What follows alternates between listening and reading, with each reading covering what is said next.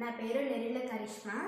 ముందుగా ఇక్కడ ఉన్న మిత్రులందరికీ బాలల దినోత్సవ శుభాకాంక్షలు. పెద్దలందరికీ నా నమస్కారాలు.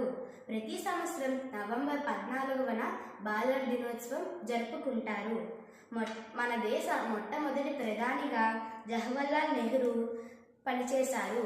ఈయన 1889 నవంబర్ 14వ అలహాబాద్, ఉత్తరప్రదేశ్లో జన్మించారు. తల్లి స్వరూపారాణి, తండ్రి మోతీలాల్ నెహ్రూ. కాశ్మీరీ పండిట్ కుటుంబంలో జన్మించారు. భార్య కమల, కూతురు ఇందిరా గాంధీ.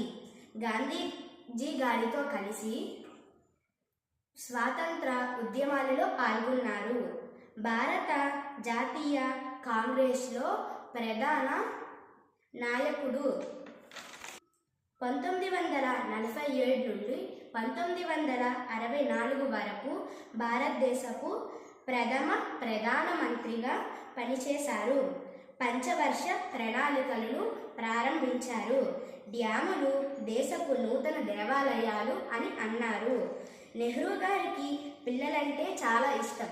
అందుకే ఆయన పుట్టినరోజుని బాలల దినోత్సవంగా జరుపుకుంటారు. నెహ్రూ గారిని పిల్లలు ప్రేమగా చాచా నెహ్రూ అని పిలుస్తారు. నెహ్రూ గారు ఆర్థిక అభివృద్ధిని సాధించారు. ఐఐటీలు వంటి సాంకేతిక అభివృద్ధులను చేశారు.